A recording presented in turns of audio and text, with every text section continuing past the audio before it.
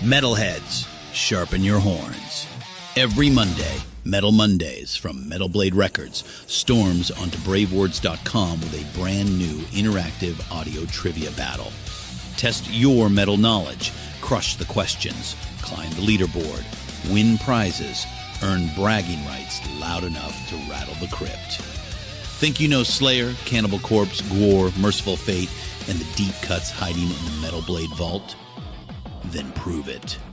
Head to bravewords.com every Monday and play Metal Mondays. Say it loud, score it high, rule the leaderboard. Metal Mondays, now on bravewords.com. What's up, The Hook Rocks? This is Tyler Baker from Goodbye June. You are listening to me and Jay Scott talk about crazy stuff.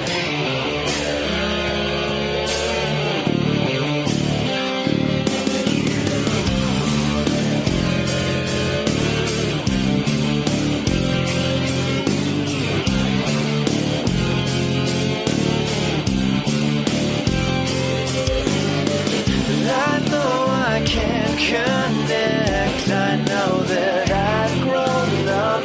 That's why we all tuned out and drive right past the sun.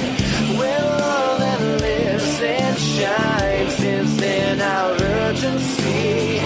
Make sure we don't belong where everyone's like me.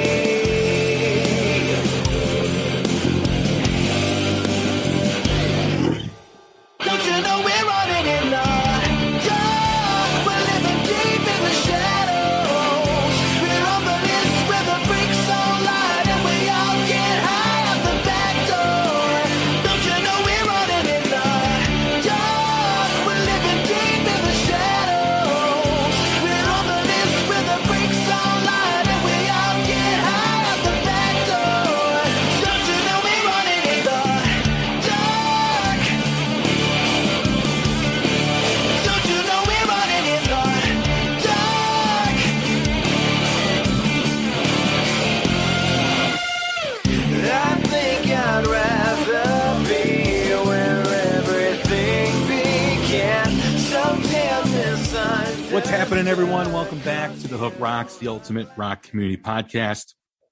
Hope you're doing well. Hope you're getting ready for the holiday season. I know, and also the new year. Man, I mean, it's like compared to last year, there was so much stuff going on. And now we've got kind of some normalcy back to life. I'd say probably, 70% normalcy, but it's a lot better year in just terms of that. We still got a long way to go, I think, but 2022 is knocking at the door. So I'm really excited to always begin a new year. New year means new beginnings, new opportunities. So always excited for that. I am Jay Scott, your host of The Hook Rocks. We are part of the Pantheon Podcast Network, a great network of music-related podcasts, such as Vinny Appice and Carmen Apice with local Chicago promoter Ron Anesti. Check out the Hangin' and Bangin' podcast with those three. Also check out Baco with Cobras and Fire, Martin Popoff, the Rock Historian, as well as Mistress Carrie out in Boston. Although all of them have been guests on The Hook Rocks, as well as Tom and Zeus from Shout Out Loudcast, the great Kiss podcast. We've also recently done a collaborative show called The Zeppelin Chronicles, where we talk once a quarter about Led Zeppelin, and we break down the albums, we break down the songs. We just did the first official episode after our intro back in, what was it, September? We discussed Led Zeppelin 1 and all that entails, the songs, the production, the touring after that, what that album meant in terms of rock history. So check that out under the Shout Out Loudcast moniker on any podcast platform. Also check out pantheonpodcast.com and search them up on all social medias. And you can follow The Hook Rocks at The Hook Rocks on Twitter and also Facebook. Follow us wherever you do podcasts. We are available on every platform, whether it's Apple, Amazon, or Spotify, Google Podcasts as well. You can find us everywhere. You can check out all the latest and greatest episodes. And don't forget to set your app to automatic download. So when we do drop an episode, it goes right to your phone and it makes your commute so much nicer to and from work. And if your significant other is yelling at you or complaining about you, just slip on those earbuds and listen to the smooth sounds of the Hook Rocks podcast. Takes all your stresses away. We've got some great recent episodes that we've done, including the episode with one of our great followers, member of the Groove Council, Skylab Tapes, on protecting your ears and your hearing at rock concerts and what you can do to help prevent damage. A lot of these shows we go to are extremely loud, and as you get older, you start to get that ringing in the ear and you start to feel it a lot more. So we discuss the avenues that you can take, whether it's headphones, whether it's whatever. But it's a great episode, great, interesting episode. It's always great to have Rob on the show. We've also did an episode back at the beginning, or I want to say middle of November, on the streaming platforms and how they propose the lowest royalty rates in the history of music. If you want to hear me and Christy and Eagle get fired up, that's the episode to do it. Some great new music spotlights, including Crashing Wayward, Abby K, Seven Stones, Odd Even, and The Issue, band from Minnesota. So check all those out as well. And one of the episodes we did recently was on the Phil Lynott documentary. We welcomed Emer Reynolds from Dublin, Ireland, onto the Hook Rocks to discuss the film that she made, Phil Lynott, the man, the musician, and who he was, and his legacy as the front man of Thin Lizzy. My next guest is the second time. It's the second time he's been on the New Music Spotlight. A great musician, a great dude, a great band. The band is Foust, and the guest is Chris Foust from Nashville, Tennessee. What's going on, man? How are you? Hey, Jay, I'm doing fantastic. Thank you for the kind words, and always a pleasure to get back chatting with you again. And last time we talked, we went down like a blues tangent, which I'm always down for. But super glad to be back, and thanks for having me on. Awesome, man. Glad you're here. Glad to have you back on. You've got something to talk about, which is really exciting. And, you know, with 2021 being the year of music, in my opinion, I think 2022 is going to give it a run for its money based on what I know is coming out next year. There's so much great music that has been released over the 12 months, probably last 15 months, because the last few months of 2020, we saw some great albums released by AC/DC, The Struts, Tyler Bryant, and so many others. And that continued really into 2021, where there's just been every week more music being released. And you've got a new EP out, which is absolutely tremendous. The EP is called It's a Vibe. It's got a great album cover. And we're going to talk about it. We're going to get into it. So as far as that goes, how excited are you to have this out right now? You know, I am over the moon. I am ecstatic. All of those adjectives all rolled into one. You know, this EP, It's a Vibe, you know, was shaped by a year stuck in lockdown. And it was a very different process making this record than our first EP, Revival. And I think if you listen to them back to back, which honestly, I would recommend doing it, and you can kind of feel our evolution. You know, Revival was a very raw, very visceral. I mean, the majority of those tracks, except for Please, the last one, they were all recorded live in the same room. You know, there's a guitar on the left, a guitar on the right, screw ups and all are in there. The vocals were recorded in my car. Through my Apple, you know, iBud or like earpods, whatever. That's how those vocals were recorded for that record. And it's just very off the cuff, very real, very, you know, what you hear is what you get with that record.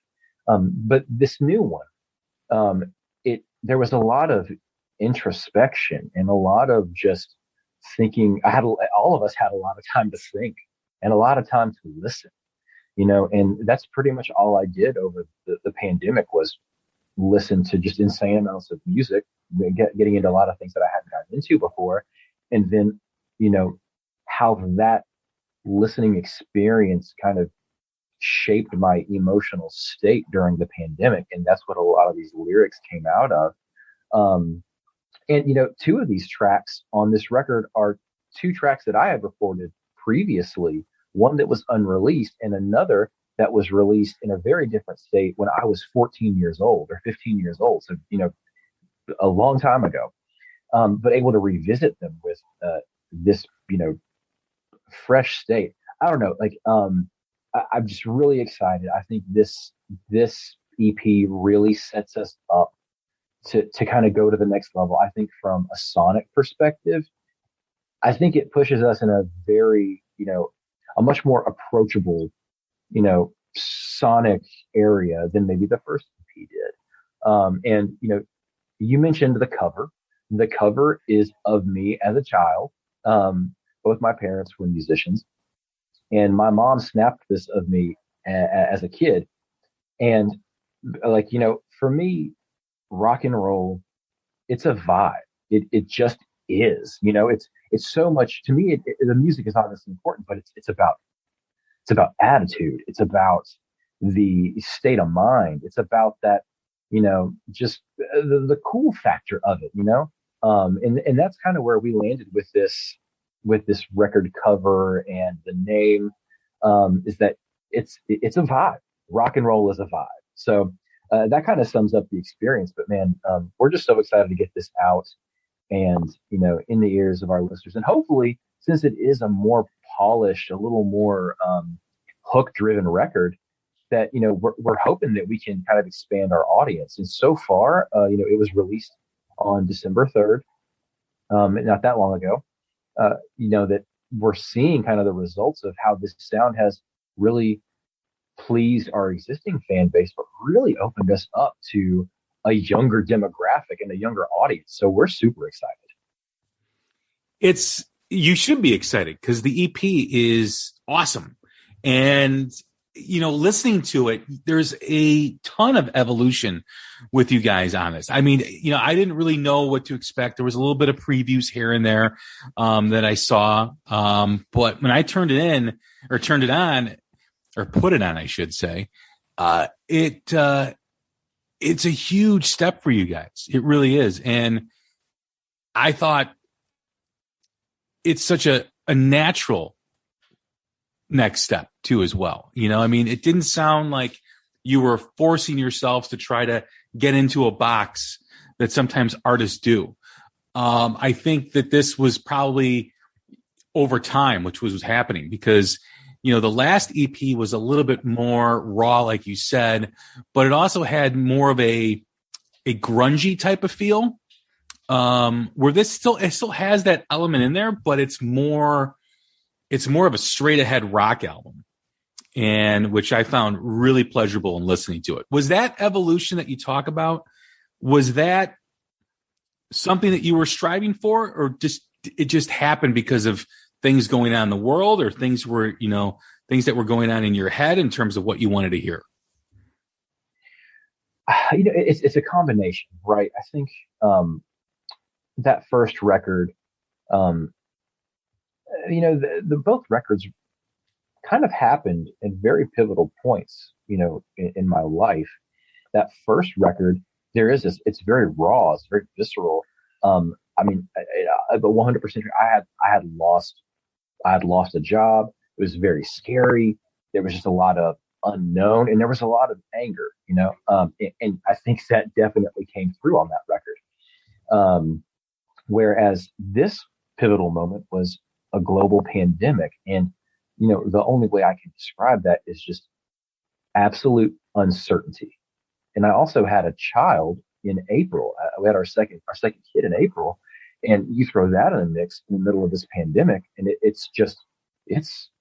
it'll mess with you. But uncertainty, right? So I kind of channeled all that uncertainty into songwriting. And what I did is I definitely approached the songwriting more holistically this time.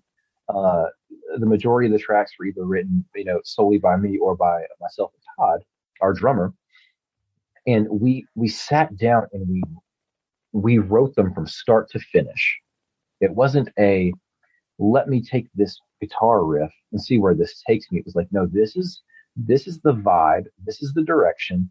This is where this song is putting me right now in this headspace. And we're going to complete that, in this day or two. We're going to get this song complete, and capture this moment. So it was a much more concise process. Now, the way that it sounded was, I would say, that's a songwriting perspective, but from an aural perspective, the way that it sounds was mainly driven by what we were listening to. From my perspective, I was listening to a lot of Pretty Reckless. I was listening to a lot of later Blackstone Cherry. Bigger kicks, bigger snares, and I was listening to a lot of things like the Eagles on top of that. And a lot of, I hope no one judges me for this, but a lot of Poco, a lot of Doobie Brothers, which is a lot of vocal harmonies and I love vocal harmonies. And I think that's one thing that is missing a lot in rock music is just vocal harmonies. I mean, Alice in Chains, that their sound was almost based on that harmonizing, that fifth between Lane and Jerry. And I wanted to kind of recreate that and bring it and modernize it. And that's why there's a lot of vocals on this record. I mean, at some spots there's 4-5 part harmony on there. So it's thick with vocals. So a lot of it was really shaped by what I was listening to. And it was a mix of more modern records that had been produced in the last, 5 to 10 years, and then listening to these classics where everyone in the band sings. And I think that really shaped how this record turned out. There's a video on YouTube that people can find of the Doobie Brothers performing at the Grammy Awards. I think they're doing What a Fool Believes. And the harmonizing that they're doing live. I mean, it's not lip sync. Sometimes those performances are lip sync. They're doing it. They're harmonizing all those guys, and it sounds phenomenal. And you're right. I mean, it's a lost art of 4 or 5, vocal harmony, 4 or 5 part vocal harmonies on background vocals and choruses. And, you think of the Eagles, you think of the Doobie Brothers, you think of even Journey, think of Van Halen. So many bands were able to do that and put that in their music. And it seems to really have gone away as part of rock. You don't really hear that a lot. Was that something that you wanted to really focus on, or you went for, or was it just you were listening to this stuff and wow, this would be kind of cool, and put that element into the type of music that we're making? Well, yeah, a little bit of it was experimentation. I've been listening to a lot of early Eagles records, and a lot of the Doobie Brothers records. And just side note, my mom came in clutch with the floor seating for the Doobie Brothers. They're on tour right now, or they were, for their 50th anniversary. And honestly, I went in thinking, wow, this is going to suck. There's no way these guys can pull this off. And boy, was I wrong and blown out of the freaking water. I mean, because they also had Michael McDonald up there on tour with them, and I'm like, okay, didn't see that coming. Love it. But that's also an experience where I'm like, man, these guys can pull this off live. And I kept there's tracks, and then I see them perform. Nope, definitely no tracks there.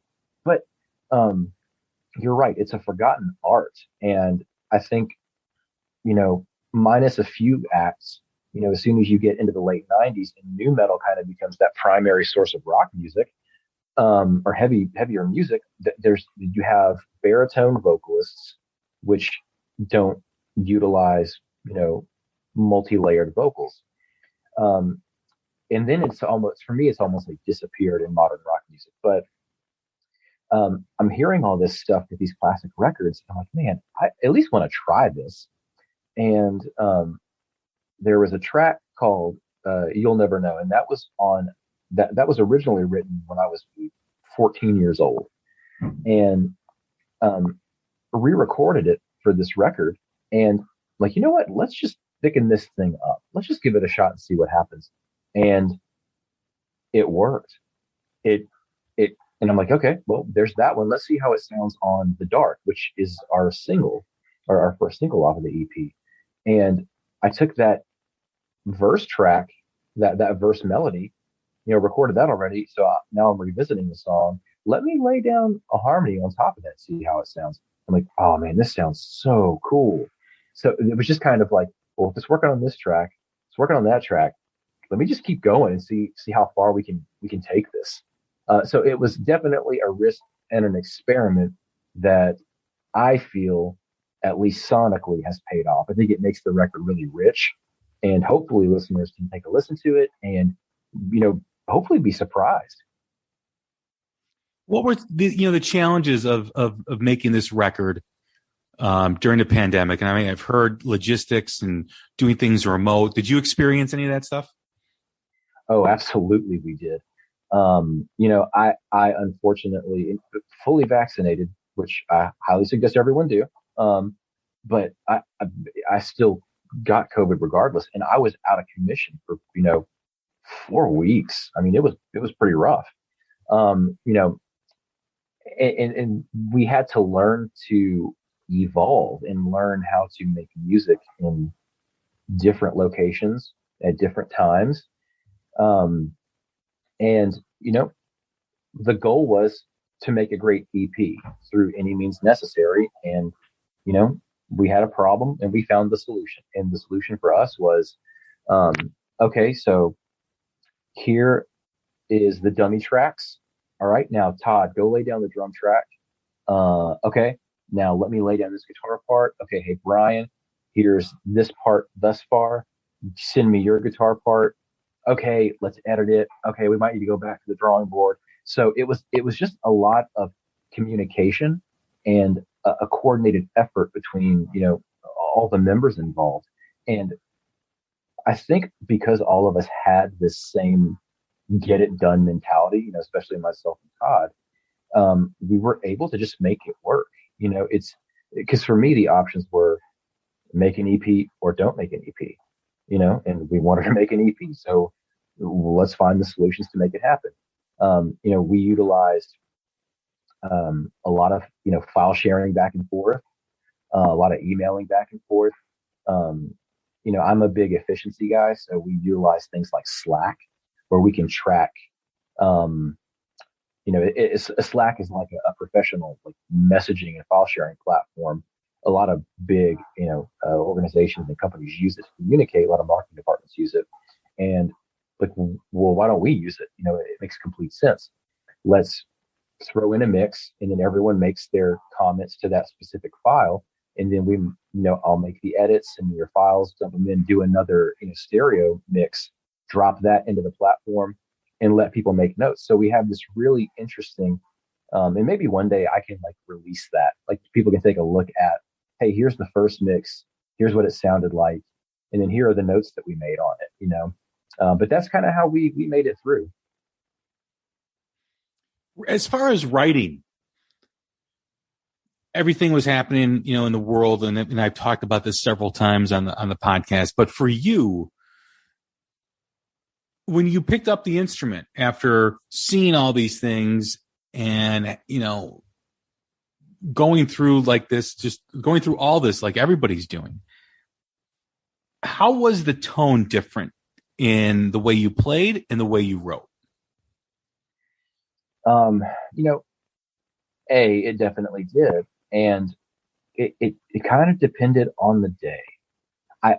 I personally I'm a person that leans toward darker emotions, but I try and buffer that with a lot of hope. Right. And that's kind of how this pandemic was. It was is a lot of darkness, a lot of alone time, a lot of introspection, a lot of thinking about things that maybe you don't really want to think about. Because that's all you've got time to do. And, all these things are happening in the world that's forcing you to think about things bigger than yourself. But I still tried to put a positive spin on it, and we talked about this, I think, in our last conversation, but, that's one reason why I love early 90s, what people call grunge, right? Like that early 90s rock, because it was super serious and super dark, but it was still surprisingly fun rock music, I think Alice in Chains is a really good example. Like that first record, it's really hard and it's really dark, but like you can still tell like they're having fun. So that's the type of energy that I tried to bring from a songwriting perspective, is that, okay, this is really dark. This could be really, or it could be interpreted as really dark subject matter. How can we lighten it up to give it some balance? Okay, well, let's maybe add a lot more harmonies. Maybe don't scream so much on this section. Maybe let's just sing it out. Maybe let's add a piano part in the middle of this to just really focus the attention. So the songwriting process for this record was really driven by, kind of like my emotional state during the day, and then trying to counterbalance that. If it's too dark, let's make it happy. If it's too happy, let's give it a little dark, a little darkness on there. Finding your way through that, navigating through all this stuff, how do you view yourself as a writer now compared to the first album? Going through the things we all went through and the life changes you had, with having your second child, when you think about how that affected you in your art, where do you see yourself now versus where you saw yourself after the first album? Well, one thing that's changed pretty significantly, and I don't know how many artists would admit this, but, I am really, really less concerned. Okay, let me preface this. I want the most people, I want a ton of people to listen to my music, and the band's music. I don't want that to be mistaken at all. But at the same time, I think I've learned to really compartmentalize critique and compartmentalize and kind of shrug off and care significantly less about what people think about the music that we make.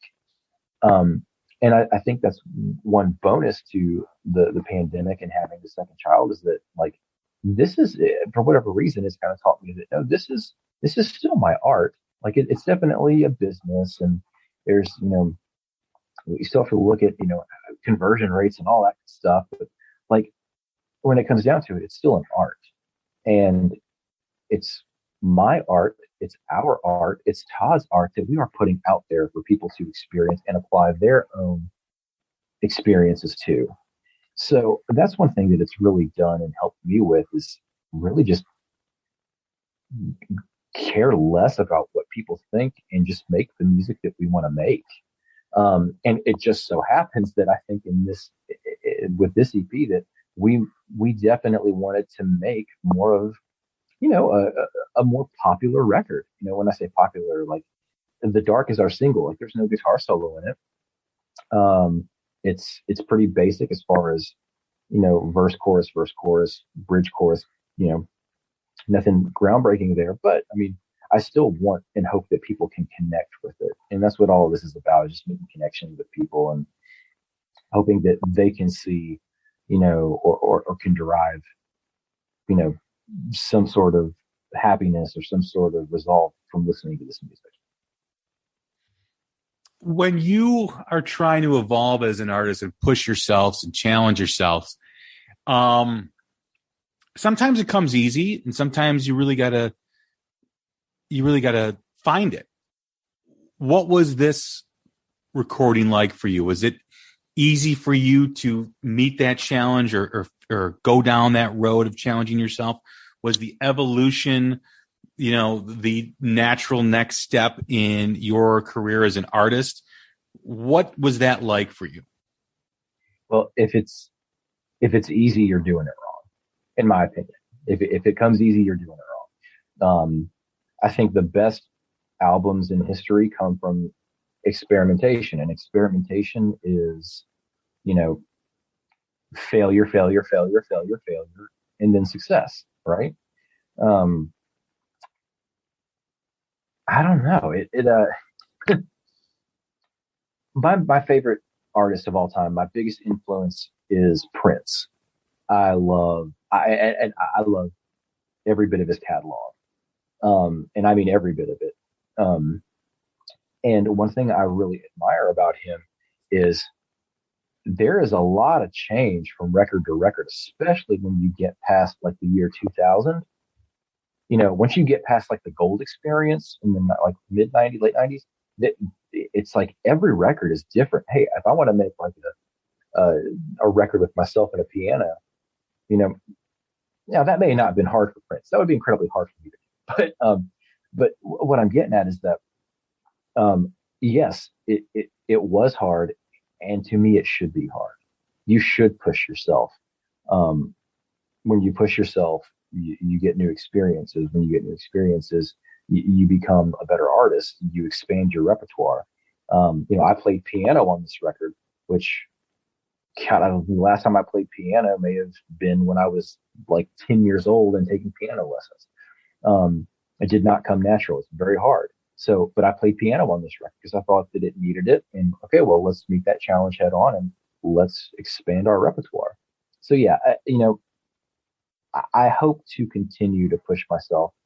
In the next EP, I want to push the sound further. I want to push my abilities further and just see where that ends up. Well, you hear that Prince influence from you on the single Fashion, which preceded the EP, which was released earlier this year. Well, that's officially the best compliment I've ever had. Thank you. I think I'll just quit while I'm ahead. But you do hear those influences in that. I mean, that's one of the first things that I heard too, is like, man, there's a lot of Prince in this song. Oh man. Well, okay. I'm blushing. Appreciate that. One thing that I really admire about, and obviously people need to understand that Prince is one of the best rock guitarists to ever live. And to all the young rock guitar players out there, go listen to Prince and just delve into that catalog and listen to his guitar playing. I mean, you can listen to everything else because depending on the record, it's all him sometimes, but listen to his guitar playing. And I mean, tell me he's not incredible. So, but even from like a vocal perspective, in utilizing different instrumentation, and just the sheer balls, like to do something like Purple Rain, and then later in your career go and do something like the Gold Experience, to then go do those the records in like the 2000s, which are like R&B, are like 3121. Like listen to just 3121 is just like an R&B record, or Musicology, or I don't know. Go listen to those records. But he did what he wanted to when he wanted to, and it disregarded everything else. And I think because he did that, he became the artist that he was.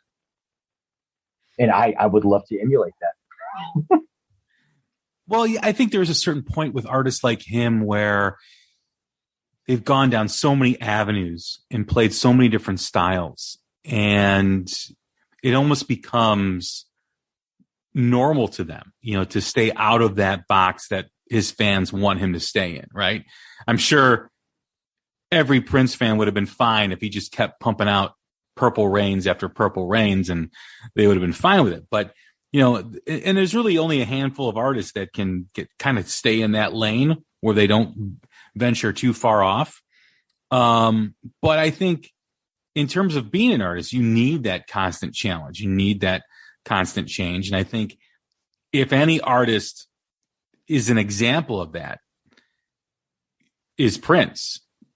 Prince and even the Beatles, and I'm starting to think like Led Zeppelin, like when you look at the evolution of all those artists from beginning to end, there's so much pushing themselves to find that new sound, that experimentation.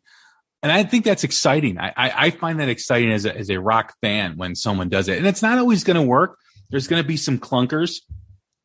I mean, we can always identify, an album in an artist's catalog that was like, it's not the best or whatever, but they were going for it though. You got to appreciate that. 1,000%. What's that? I said, yeah, 1,000%. Yeah. Even if it's not like your cup of tea, it's probably someone's cup of tea. Exactly. Regardless of how weird it is. But, you mentioned Led Zeppelin. I mean, gosh, listen to Led Zeppelin 1 and then listen to In Through the Outdoor. Yes. I mean, if you didn't have Robert Plant's like vocal tone, you would be like, these are two different bands. At least I think that. But just very different sounds. And to me, that's what makes music exciting. Now, obviously, AC/DC aside, I love AC/DC. And, Angus said it best when, he said, I got really upset when was upset when they said we made the same record 14 times. He said, we've made the same record 15 times. But it's very unique. It's very rock and roll. Now, aside from like AC/DC, I mean, like, I love when I can listen to a different, like Metallica is a great example. And I know that people will give me crap about this too. Don't care. Metallica is a great example where, I mean, listen to Kill 'Em All and then listen to Reload, right? Like, I love that I don't have to listen to 14 albums of Kill 'Em All. I love Kill 'Em All. Four Horsemen was like the first thrash tune I learned on guitar. I love Kill 'Em All. But to chart their growth sonically and for them to just not care, I love and I applaud that. And I think that's what every artist should aspire to.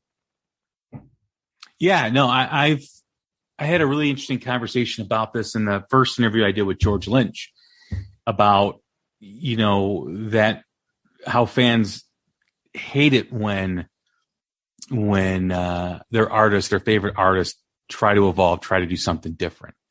And it's very hard for artists to do that, because they don't want to alienate their fans. I mean, we just talked about Metallica. How many Metallica fans are out there that refuse to listen to anything past And Justice for All? And it's quite a few of them. But then you have artists that I've interviewed, on the New Music Spotlight, whenever I ask them what hooked them, and they start talking about Metallica Black Album, Metallica Load Album. So where they came in, all that stuff before that, I don't want to say doesn't matter to them, but it's a whole different perspective on what they are as a band. So it's really all, it's about timing for fans, but it's also, how cool is it when I grew up listening to Kill 'Em All and Master of Puppets and all that stuff. But then when I listen to some of the new artists that I have on the show talk about, the Black Album was like the first rock album I heard. That's awesome, right? I mean, that means that the band themselves are appealing to a wider audience. And I never understood why fans don't want that for their favorite bands, right? They want that band to stay where they're at and never evolve and never create new fans and be basically the same band on the first album as they are on the 10th album. I don't get it. And you can appreciate the stuff you love, but you can also enjoy the new stuff that that is different, such as the Black Album, the Load Album, Reload, all that stuff. I never understood that perspective from a fan. No, and me neither. And you kind of see the same thing with like genres, right? Like with like thrash metal fans, like they only listen to thrash metal, or like classic rock. Like if it's not classic rock, it's crap. And nothing irritates me more, and I forget who I had this Twitter exchange with. It may have been Mitch LaFon. I don't know who exactly it was. But we were talking about, just music. And I said, my dad was a jazz horn player, and everything that entails, and he always told me, it was like, son, there's only two kinds of music.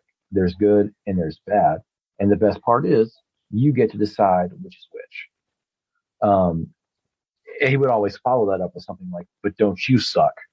Um, but, that's kind of what it boils down to. And I think it's really disheartening and sad when you have music fans that, oh, I only listen to Bay Area metal that was made between 1981 and 1983, and that's it. And I'm like, dude, you are missing out on so much incredible, not just like heavy tunes or metal bands, but just in general. And I think if you're an artist, I think that, we are products of our experiences, and external music is a big part of that experience. So the more that I can ingest, the more that I can consume as a music listener, the better artist I'm going to be. So go out there and listen to all like you young bands out there. Just go and consume as much weird music as you can. Absolutely.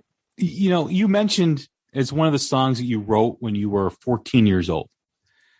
How do you stay in front of that in terms of the music? How do you stay connected to something like that? So one thing that I love about songs, and I'm sure everyone has a song like this, right? Where you listen to a song when you're like 13 or 14 and it says something very unique because of the time period and the experiences that you have. And let's say you don't listen to it for 10 years, but then it pops up again and it has a brand new meaning. And then maybe 8 years down the road again, it pops up again and it has another new meaning. That's kind of how you can approach songwriting. If I write a song, if I started off with a song when I was 14 years old or 15 years old, I mean, you think about a teenager at 14 or 15. I mean, there's a lot of weird stuff going on in your head, like trying to figure out who you are as a person. Like, what's your ethos? Not that you would ever say that as a teenager, but like, finding out what are your values, what do you find important? You're defining that. That's where you start to define, I think, who you are, who you want to be, which is a very like pivotal and energetic part in your life. So when I have songs or bits of songs that I wrote then, and come to find out, like, wow, during this pandemic and during the birth of my child, these are really pivotal moments. So kind of the feelings or the general feeling can apply. And to me, that's kind of the hallmark of a good song, right? Like, can it apply to multiple people in multiple states, in multiple, modes of life, and it means something and resonate in different ways. So, even if I write a song 15 years ago, it doesn't mean, it might be bad then. It doesn't mean that it's going to be bad 10 years from now, or, I might be able to revisit it and add something new to it because of, additional experiences that I've had since the initial concept.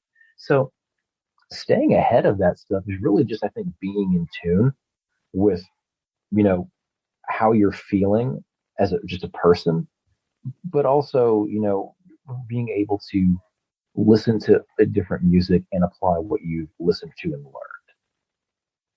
What's next for you guys? I mean, you got this album out. Are you going to try to get a tour going with this and play this out? Yeah, we actually just started booking shows in February. And what I love about social media is getting to meet other artists. And we met Abby Kay, not that long ago, and she's made the move to Nashville. So we're really excited to start booking some shows with her.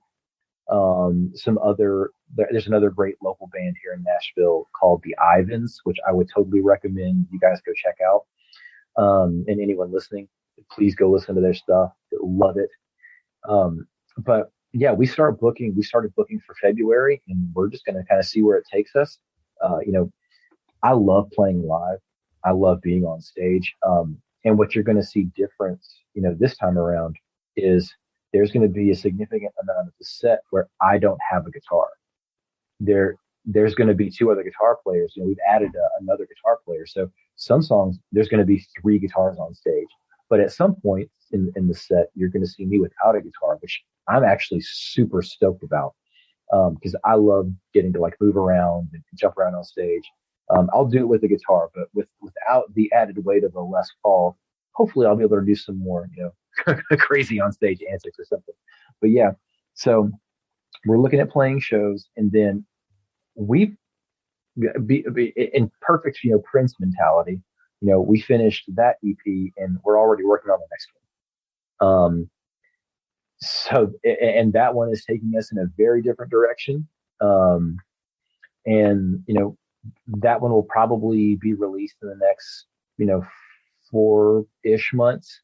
And that's one thing that we want to do next year is we want to produce a lot of music. We never want to stop being creative. It may not always be an EP. It might be a single, it might be a full length, who knows? So I think that on our current EP, it's a vibe, track number 4 is You'll Never Know. And that is an 8.5-minute long song. And we have gotten a stupid amount of compliments on it, which I was not expecting at all, which leads me to believe that, hey, the people that listen to our music are going to be pretty okay with us maybe, doing some different stuff on the next EP. So we're planning shows, we're planning more music, and yeah, we just don't want to stop. Well, continued success with this album. I think it's great material, great music. You mentioned Abby Kay. She's been on the show here a few times. She was just on the show last week. Excited for her, excited for the opportunity she's getting. And I think being in music right now is such an exciting time, being an artist as well. And when you put out an album that, like you guys did, an EP like you guys did, it's exciting for fans too as well. I think this album is excellent. It's a fantastic EP, and everyone should go get it. It's on all streaming platforms. It's on Spotify. It's on Apple. You can go to the website, foustband.com. And can you get it in a physical form? You will be able to in March, assuming we don't have any more supply chain issues. Yeah, I'm still waiting on some vinyl as well. So, but you can find them also on Facebook and YouTube, obviously on Twitter at Foust Band. Go check them out. You'll enjoy the music. It's really, really good. So thanks again, Chris, for being on the podcast. Well, thank you, Jay. We appreciate everything that you do and just applaud your support of independent music. So thank you. My pleasure, man. I love doing it, and I love hearing the different stories and hearing all about different bands and artists. So thanks again. All right, everybody. I'm Jay Scott. This is The Hook Rocks. Thanks for tuning in once again. Take care of each other out there. Stay safe, and we will talk again soon. Thanks.